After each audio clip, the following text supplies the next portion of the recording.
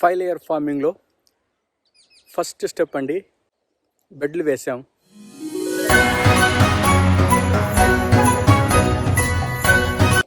Hi my day friends, ఎలా ఉన్నారు? అందరూ బాగున్నారా? లాస్ట్ వీడియోలో మేము వర్షం వచ్చిందని ఆపేసాం కదండి. ఆ వర్షం వచ్చిన తర్వాత దాని యొక్క అవుట్పుట్ ఇక్కడ కనిపిస్తుందండి. నీళ్ళు నిలబడిపోయినాయి చాలా ఎక్కువగా.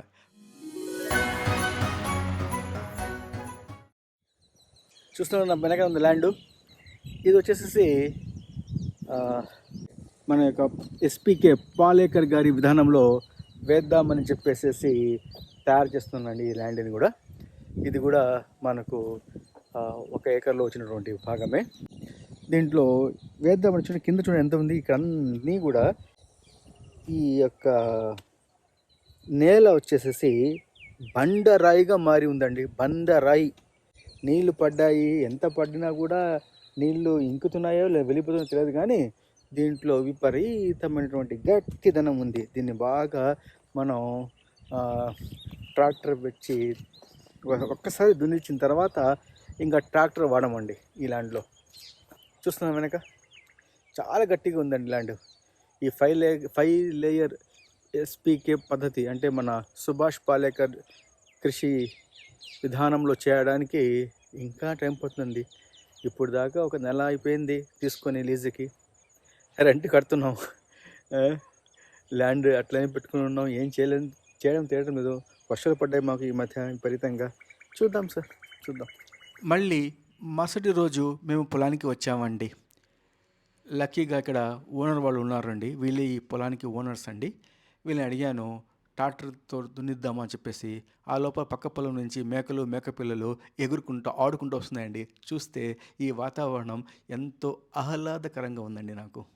ఓనర్స్ వాళ్ళు చెప్పారు, సార్ ఫస్ట్ మేము ఆ గట్టు మీద ఉన్నటువంటి కొన్ని చెట్లని, చిన్న చెట్లని, పనికిరాని చెట్లని తీసేద్దాం సార్, అప్పుడే మనకు ఇక్కడ ఫెన్సింగ్ కట్టడానికి బాగా ఉంటుంది అన్నారండి.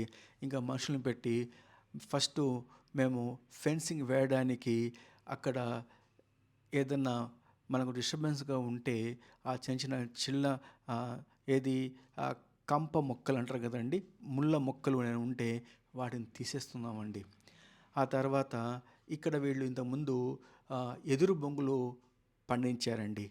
ఇక్కడ బొంగులన్నీ వేర్లు అట్లా నిలబడిపోయి ఉన్నాయి.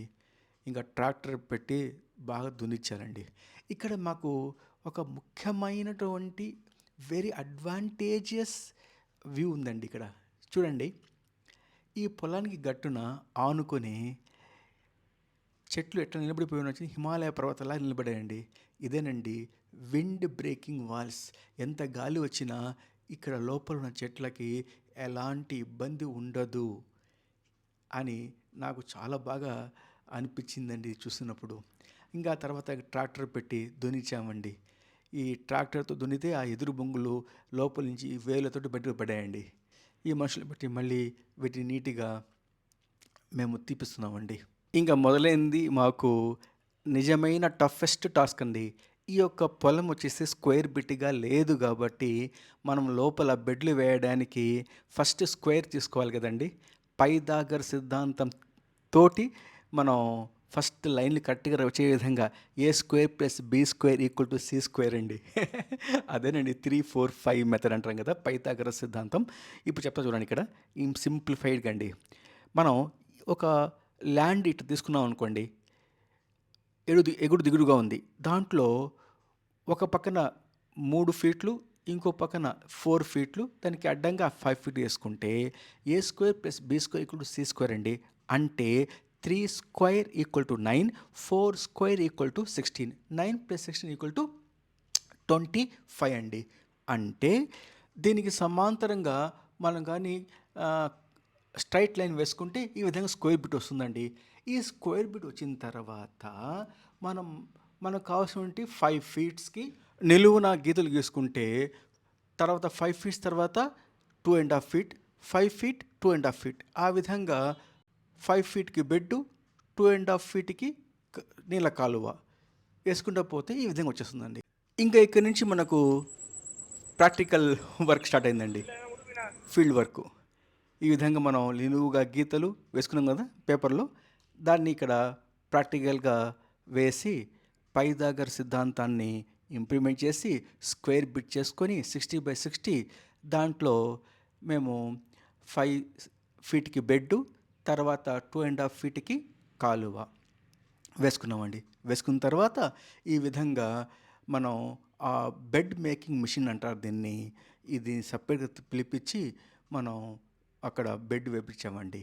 బెడ్ వేస్తే ఇది దాదాపుగా 1 అడుగు హైట్కి వచ్చిందండి. తర్వాత మనం ఏం చేసామంటే, ఇక్కడ చూస్తే అండి మీరు ఈ యొక్క బెడ్ కనిపిస్తుంది కదా, ఈ బెడ్, ఈ యొక్క బెడ్ తర్వాత ఈ బెడ్కి మధ్యలో 2.5 అడుగుల మనం తాడు కట్టేసేసి కాలువ తీసుకుంటున్నామండి. దానివల్ల ఏమవుతుందంటే మనకు నీళ్ళు పారడానికి బాగుంటుంది.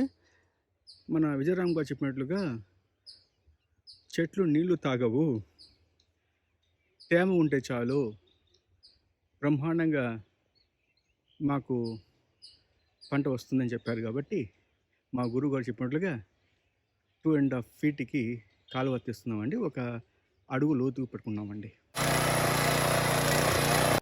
కాలువ లోతు కోసం వేసామంటే ఇది డిజ్జర్ మిషన్ అంటారు దీన్ని.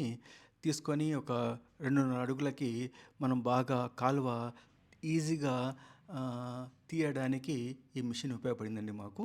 దీన్ని ఉపయోగించి అక్కడ మనం 5 అడుగుల మధ్యలో 2.5 అడుగుల కాలువను ఈజీగా మనం తీసామండి. తీసిన తర్వాత మనకు ఇప్పుడు బెడ్డు, తర్వాత కాలువ, బెడ్డు 5 అడుగులకి 2.5 అడుగులకి కాలువ, నీళ్ళ కాలువ మీకు ఇప్పుడు చూపిస్తాను చూడండి. ఇక్కడ ఈ విధంగా కాలువ కనిపిస్తుంది చూడండి. ఇక్కడ బెడ్డు 5 అడుగులకి, దాని పక్కన 2.5 అడుగులు కాలువ అండి. ఇది ఇంకా మనం తీస్తే బాగుంటుంది, కానీ ఇప్పటికే చాలా లేబర్ అయిపోయిందండి నాకు.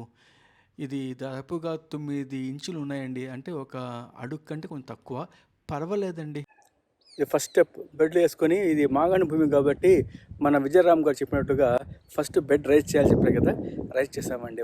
కష్టపడుతున్నామండి బాబు. చూడండి ఇక్కడ ఎంత పెద్దదిగా వేసామో, 60/60కి వేయడానికి కోసం. ఈ విధంగా ఫస్ట్ కావాలి తీసుకొని, తర్వాత టేప్ పెట్టి కొలిసి మధ్యలో కనిపిస్తుంది కదండి అక్కడ 60/60 అడుగుల బాక్స్కి మధ్యలో టెంకాయ చెట్టు పెట్టామండి. பழைய வேர் வந்து கட் பண்ணிடணும் சார். ఏది కట్ பண்ணணும் அது? இது வந்து ஏன்னா இந்த வேர் அழுகி போயிடும். இது வந்து மண்ணை பிடிக்காது, இது அழுகி போயிடும்.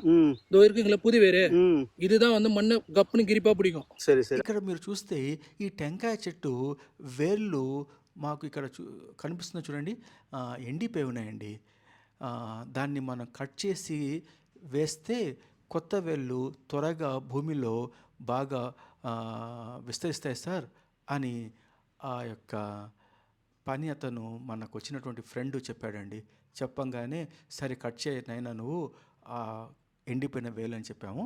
ఆ ఎండిపోయిన వేలు కట్ చేసిన తర్వాత మేము ఫస్ట్గా 60/60 బాక్సులో మధ్యలో కొబ్బరి చెట్టు ఒకటి వేస్తాం కదండి, అది ఇప్పుడు వేయబోతున్నాం అండి. వేయబోయే ముందు 1.5 అడుగు లోతుకి మేము గుంతను తవ్వి దాంట్లో ఫస్ట్ ఘనజీవామృతం వేసామండి. ఈ ఘనజీవామృతం మేము మన రాజమండ్రి దగ్గర ఉన్నటువంటి గ్రీన్ ల్యాండ్ నర్సరీ నుంచి తెప్పించుకున్నామండి. గ్రీన్ ల్యాండ్ వాళ్ళు చాలా బాగా చేసి పంపించారు మాకు.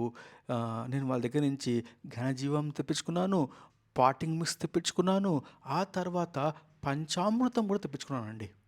చాలా బాగుంది, యూజ్ చేస్తున్నాను నేను.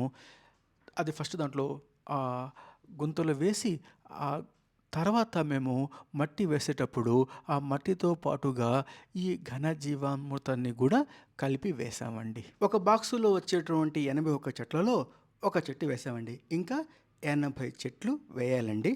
నెక్స్ట్ వీడియోలో ఈ 80 చెట్లని ఏ క్రమంలో ఏ విధంగా వేస్తానో మీకు నీట్గా వివరిస్తా వేసి చూపిస్తానండి. ఉంటానండి. Thanks for watching my dear friends.